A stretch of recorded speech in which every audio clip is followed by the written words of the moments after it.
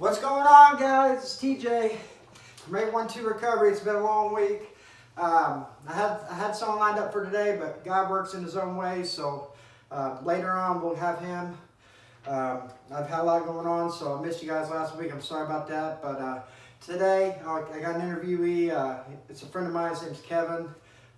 Kevin's doing a lot of big things. And actually, me and Kevin had met. He was at the Addiction Solutions, and we work with Corey Myers. So right, Corey's on work. He's this is Kevin. Hey guys. Hey Kevin. Hey guys. Alrighty, Kevin. I just want to ask you a few questions. Tell me some about your background and how you grew up, where you're from. Who's Kevin? All right, I was born here in Vincennes to my mother out of wedlock, and then she had married my stepdad, and we moved to Bicknell, Indiana, where and he raised me all the way up until I was 18. I got a half brother and half sister. My childhood was pretty normal, I always thought, but I was the stepchild, and I felt like I was treated different. You know what I mean? Not only in a bad way, but like on my dad's. I call him my dad because he raised me, all my life from the time I was 3 years old. And whenever my parents would go out, on a weekend or something, we needed a babysitter, my brother and sister would always go to his side of the family, and then I would always go to my mom's side of the family. So from an early age, I always felt like I was being treated different. Like I said, it wasn't always in a bad way, but Yeah. Because on my mom's side of the family, I was treated no good, especially by my grandma. I was her pick. She had like 80-some grandchildren, and I was her pick, right? But growing up, I had a lot of cousins that, everybody did drinking and drinking drugs, and I think the first time that I ever drank was actually at like a family gathering on the holidays when my parents would be sitting around the table playing cards and everybody be drinking. I couldn't even hardly see over the table. My grandpa would be there, have his beer sitting on the side of the table, have that salt poured on there, and I'd be over there getting drinks of it. And that was my first taste of alcohol, encounter of alcohol. But it was just like on the holidays. I was real little then, but as I got older, I liked that taste. And by the time I was 12, that's when I really started drinking a lot with friends from school and stuff. On the weekends, that's all we did. And we started smoking weed. We drank. That's all we did really. Though, was drinking and smoking weed. Pretty much all the way up through high school. That's what I did. Then after high school is whenever I started experimenting with the acid and cocaine and stuff like that. Like I said, earlier on in my childhood, I always felt like I was treated different, and so I didn't know my identity, I guess you would say. I had trouble knowing who I was or where I come from, who I was supposed to be. So you rebelled a little bit? Yeah.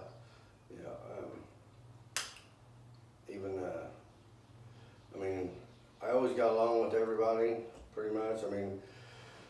My parents didn't make a whole lot of money, but, I didn't get everything I wanted, but I had more than other people did, other kids did. So I was like in the middle, and I could hang around with anybody, whether it was people that was less fortunate than me or people that had more than I did. I got along with everybody. I could fit in and get along with everyone. That's pretty much how I've lived my whole life. I always get along with everybody. Yeah, I've noticed that. I'm like a chameleon. I can get along with everybody. I don't really, even today. So you just covered the second question. You're doing great. You know, when was, you know, you were saying you were smoking and you was drinking, you know, and that was the norm, but when was the first time that you realized that you had a problem? I guess I was always in denial about it, but the first time that it really started giving me problems was whenever, you know, getting DUIs, like when I was probably 17, 18 years old. I was getting picked up for PIs, and later on, when I was probably 20, 22, 23, I had like 3 DUIs, like back to back within 3 or 4 year period. I had 3 DUIs and got charged with a habitual traffic offender, lost my license for 10 years, and so that was probably around that age, 22, 23 is whenever I started having a problem with it. I didn't acknowledge it as being a problem. You know, I was in denial about it. I just thought I had bad luck. You know, I got caught. You know, I didn't accept the fact that I was an alcoholic. Or, you know, it gave me any problems. It wasn't until I came to Addiction Solutions almost 2 years ago that I realized I had a problem. I mean, after I got those DUIs and I lost my license for 10 years,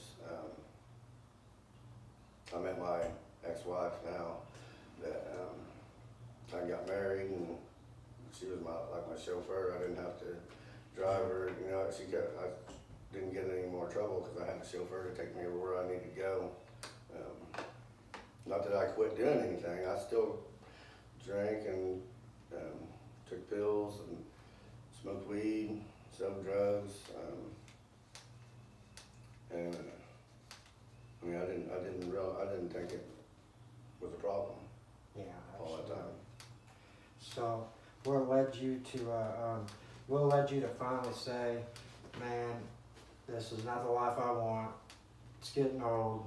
Let's just do something about it. You know, was it the courts? Did you get in trouble that put you there, or did you just decide, hey, I need to do this myself? What led you to finally say, I want to change. I want something different? Well, I was with my ex-wife for 20 years, married to her for 18, and we had 2 kids together. I raised my kids, and now coming just this last March, we've been divorced for 3 years. And when we separated, I just quit giving a heck about anything. I didn't care about nothing. I didn't care about my kids or anything. And I went out there, was running again, and just didn't care about anything. And I got in trouble, you know. I mean, from the time I had the habitual traffic offender to the time that I got in trouble with the drug charges that were pending when I went to Addiction Solutions, there was like 17 years that I didn't get in any trouble. So then whenever I did get in trouble, I got arrested in Davis County, and I was getting charged with dealing in meth. And well, at first I got charged with possession of marijuana, and I was sitting there for 4 days on a $200 bond. And there was nobody to come up and help, you know, to bail me out. My son was a junior in high school and was working a part-time job, and he used this whole paycheck to come over and bail me out. You know, that's what did it for me there. Whenever he, you know, he's going to school, he's doing good, you know, he doesn't do any drugs or anything. And I mean, I had left the house. It had been like a year prior to that, and I left like on Christmas Day, and you know, so I can only imagine how that made my son and daughter feel whenever I left on Christmas Day, you know. And then whenever he used his whole paycheck to come over there and bail me out of jail, I couldn't, you know, so I made the decision then that I was done with that type of life, you know. That's awesome. And that got you into the he come on and bailed me out of jail, and then I went back to where I was staying at, and I was, you know, I left I went back to where I was staying, packed all my stuff up, and I left there. And I was couch surfing for a while, for about a week, and my ex-wife is the one that actually helped me get in contact with Addiction Solutions, which I think it was Chrissy that she got in contact with, and they accepted me to come there, and that's where I went. You've been there ever since. Ever since. I was there for like 19 months, and it's a 9-month to a 1-year program, and when my 9 months come up, they asked, Todd and Christy was asking me like, so when do you want to graduate? I'm like, so what do you mean, graduate what? I'm not, you know, I didn't see myself as graduating anything because I'm still working the program, so I don't consider myself graduated anything. I mean, I just keep moving forward, working the program, trying to help the next addict. Indeed, and I've seen you doing a lot, you know, it's been incredible. The last question I'd like to ask you, actually there's two.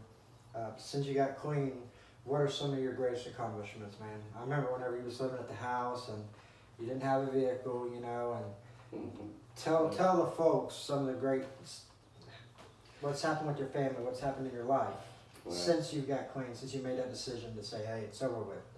Alright, so like when I went to Addiction Solutions, I didn't have anything. I had a couple bags of clothes. I didn't even have my license at the time because I had lost them just prior to that for driving without insurance. So you know, I didn't have a job. I hadn't worked for like 2 years prior to that. But now I've got my license back. You know, my Class A CDLs. I got CDL? yeah. and I still have my underground coal mine license too. Yeah, that's right. And I have a nice car now. Yeah. You know, I've accomplished getting a nice car because, I mean, when I first went there, I was riding a bicycle, and then I was borrowing other people's vehicles, and I struggled at first in Addiction Solutions because of the jobs. You know, I mean, I hadn't worked for like 2 years, and whenever you go into the program, you need to start working immediately just so you can pay your rent. So, you know, going from driving a truck or working underground coal mine to working at Old Chicago Pizza, running a grill, that was hard for me. And I mean, I didn't mind the job. I just had a hard time with some of the people that I worked with, but I stuck through it for about 2 or 3 months until I could find something different. And so, you know, the program had taught me to do that, you know, just remain humble. Right, and that's what I did. I mean, I humbled myself. I felt, you know, that I humbled myself a lot when I went and took that job, because I mean, I hated it. I hated going there every single day, but I pushed through it and I did it. You know what I mean? Yeah. And then so I went on. I worked a couple different jobs until I started working for Corey's Homework, and Corey's Homework. We both worked there, actually. Yeah, right. You know, I'd never done really a lot of home restoration, but I'd worked on my own house a little bit. But Corey's Homework taught me a lot, and gave me another trade. Both of us. We were on some jobs. We had some fun though, didn't we? Yeah, gotta make it fun, no matter what we do. Absolutely. So that, you know, what I learned to do at Corey's Homework helped me whenever, after I graduated Addiction Solutions, whenever they asked me to be the program manager down in Princeton. When we went down there, we had to practically just reconstruct the whole basement of that church into a recovery house. And that whole church is Recovery House, and you're now running it. Yeah.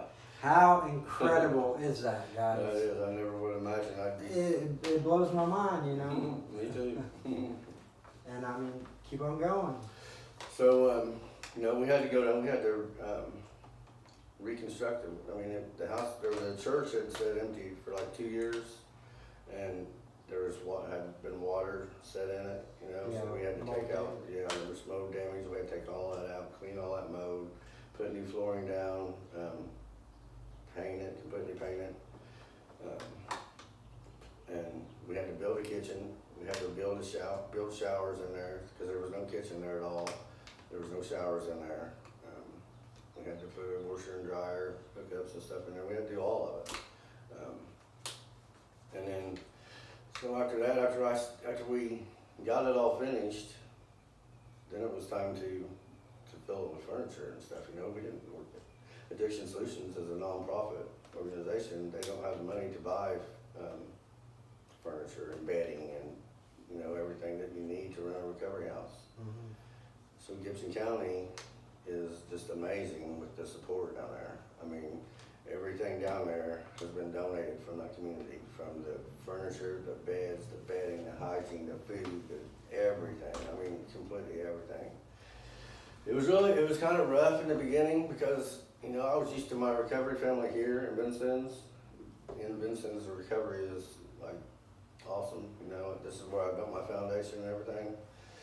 Then when I went down there, I didn't know anybody. I never even my addiction, I never went to Princeton. You know, I didn't know anybody down there. So it was rough. It was real rough for me in the beginning. I mean, I felt like I was all alone when I went down there. And but I met some good people. A lot of good people in the recovery down there that helped me out. Stephanie and Donnie Bishop really helped me a great bunch. But there's other ones, Kevin Mallory, Ruben Williams, and Nora Jones. You know, I'm building a family down there now. You know what I mean? Beautiful. But I still have to come back here to check my foundation, make sure it's not cracked. Absolutely. You know what I mean? Absolutely. I come back here about every week just to get back to my foundation, check on my people. What about your family? How's your family life now? As far as your wife, are you getting along with your ex-wife and your kid? How's that going? Whenever we got our divorce, I went to jail for like 5 months in the county jail, and when I got out, I didn't have nobody. You know, there was about a year, 5 months in jail, and about 6 months after I got out of jail, that before I went to Addiction Solutions. So after I got out of jail, I didn't have nowhere to go. All my aunts have passed. My aunts and uncles have passed away. I got one uncle still alive. My mom, my grandparents, I didn't have nowhere to go. So I get out of jail and I go to stay in my ex-mother-in-law's. That's the only place I could think to go. Or actually, my ex-wife helped me. She's been there, supported me through this whole thing. You know, I mean, as far as when I was in jail, her and the kids were supporting me while I was in jail. When I got out of jail, she helped me find that place, helped me get in, you know, stay at her mom's for a little while. And I got a job and started working at this bakery. I got laid off, and then that's why I went off the deep end again, you know, and started doing the crazy stuff. But as far as my kids go, they were there every week to see me at the jail. I never really lost that relationship, but it was different because I wasn't there all the time at home. I wasn't in their everyday life. I might have seen them once a week. You know, just like whenever I was in jail, they'd come out once a week and see me. When I got out of jail, that's about what it was too, all the way up through the time that, actually, I mean, even till now, I mean, I see them, I talk to them a lot, text them, but I'm not in their everyday life still. But for them first couple of years, Christmas was like, they'd come over, we'd open presents, and they'd leave. Just last year was different. This is the first year that we actually spent all Christmas Day. You know, they come down to the recovery house. I had one guy there, and so my son and daughter come down and spent Christmas Day with us. We went to the restaurant and ate, because at that time we didn't even have a stove in the recovery house, you know. So we went to a restaurant and we had Christmas dinner, and it was good. I mean, that's the first Christmas I'd spent that much time with them. And they was there for about 5 or 6 hours. You know, we had some good presents, good laughs, and you know. That's restoration, brother. That is restoration by the Lord right there. You know. Mm-hmm. Alrighty. So, Kevin, what any advice to anyone watching, anyone out there who may be watching this and seeing, maybe they used to run around with you or I, or you know, maybe they used to party, maybe they don't even know us, maybe they're sitting there and they're just miserable, and they're thinking about getting clean. What would your advice to be to them? Just do it. I mean, you just have to do it, no matter, and make that decision that no matter what, that there's a better way to live. Oh, there is, and there's a big movement right now. Vincent's is nuts about the recovery. We are full force into it, you know, and now he's got it going in Princeton, you know, and these last few weeks, man, there's been a lot of people overdosing, man. There's been a lot of deaths, you know, and I believe Carrie Melcho, if you join my 812 Recovery Facebook page, she's got something going on there where she's making lists of people you can get a hold of. And these ain't people that you're just going to get a hold of and talk to once. These are people that love you, you know what I mean? It's genuine love, you know. I met Heuby, I believe, 2 years ago. And I mean, after we started working for Corey, we just became best friends, you know. It's just, no matter what, you know, if I broke down and he broke down, he called me, you know, we got each other, you know. And it's just, it's a different way of living, man. There's more out there than that dope. That dope don't love you. And I know it gets miserable, you know. Yes, it does. You know. And like you said, you can always, you build that foundation, your recovery family, and they're always there for you. Yeah, absolutely. You know, and during the good times and the bad times, because it's not always easy. No, absolutely. It's not easy by no means. I mean, recovery is a lot of work. Absolutely. But it's well worth it. You got your life on life terms, you know, bad things will still happen, you know, but you always got to stay focused. And I think the hardest part for me personally, and a lot of people with getting to recovery, is leaving your old friends behind, you know, because what do you got to do? You got to change those people, places and things, you know. And it's not always easy to do, but man, like me, I used to fish as a kid, and whenever I started doing dope, you know how it is, you're in the bedroom, you just, what's in what? You know, and now I found my niche, you know, I never got the fishing's where I belong, you know, that's what I love to do, you know, and it feels good to get back into Mother Nature and doing that kind of thing, you know, so there's always hope out there, guys. Just get a hold of somebody, man, reach out, you know. Recovery's there and it's possible. You just heard from this man who went from 2 trash bags full of clothes to running a recovery house in Princeton. Well, I want to thank you, Kev. Thanks, man. I appreciate it a lot. I appreciate you asking me to do this. We'll see you guys. Sorry I didn't have a cameraman.